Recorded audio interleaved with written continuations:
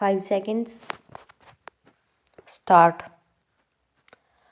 उपाध्यक्ष महोदय, 5वीं योजना पर केंद्रीय मंत्रिमंडल ने अपनी सहमति प्रकट कर दी है, किंतु मंत्रिमंडल में लगभग 2 माह तक विचार किए जाने के बाद योजना के दृष्टिकोण पत्र में अनेक परिवर्तन किए गए हैं। योजना आयोग मंत्रिमंडल के सुझावों को अब दृष्टिकोण पत्र में शामिल कर उसे अंतिम रूप दे रहा है।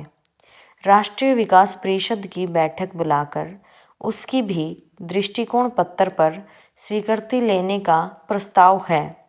दृष्टिकोण पत्र पर इतनी लंबी बहस मंत्रिमंडल में पहले कभी नहीं हुई।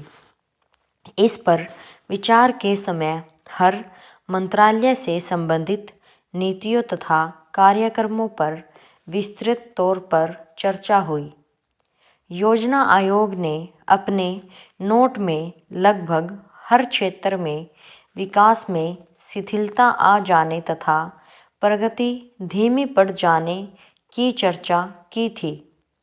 अनेक मामलों में नीतियों तथा कार्यक्रमों पर नए सिरे से विचार का भी सुझाव दिया गया था। आयोग की इस राय से आर्थिक मंत्रालयों ने सहमति प्रकट नहीं की, बल्कि विदेश व्यापार मंत्रिमंडल ने दृष्टिकोण पत्र में विदेश व्यापार के मामले में आयोग के विचारों को बदलने पर जोर दिया तथा इसके लिए उन्होंने अपनी ओर से कुछ मसौदा लिखकर भेजा। कच्चे माल की कमी, अंतर्राष्ट्रीय मुद्रा संकट हमारे उद्योगों को अंतर्राष्ट्रीय भाव पर कच्चा माल न मिलने तथा करों में अनेकता इत्यादि पर भी खुलकर विचार किया गया। विशेषज्ञों की राय है कि निर्यात उद्योग को जब तक वही सुविधा नहीं दी जाती जो अन्य देशों में उत्पादकों को प्राप्त है, तब तक हम अपना माल विदेशी बाजार में प्रतियोगी नहीं बना सकते हैं। फिर निर्यात कैसे बढ़ेगा? लाइसेंस नीति तथा राष्ट्रीयकरण और ऋणों को शेयर में बदलने संबंधी सरकारी घोषणाओं के कारण औद्योगिक विकास की गति रुक गई है।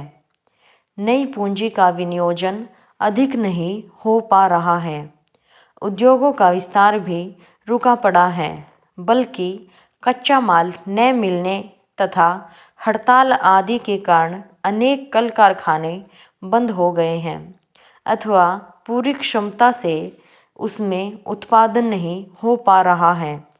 इससे औद्योगिक क्षेत्र में विकास अवरुद्ध हो गया है।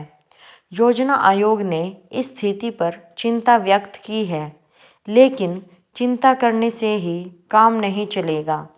इसके लिए सरकार को चाहिए कि वे ऐसे कदम उठाए जिससे देश में अधिक से अधिक औद्योगिक विकास को बढ़ावा मिले, नए नए कल कारखाने खुले तथा उद्योगों को कच्चे माल, बिजली, पानी इत्यादि की कोई भी कमी महसूस न हो।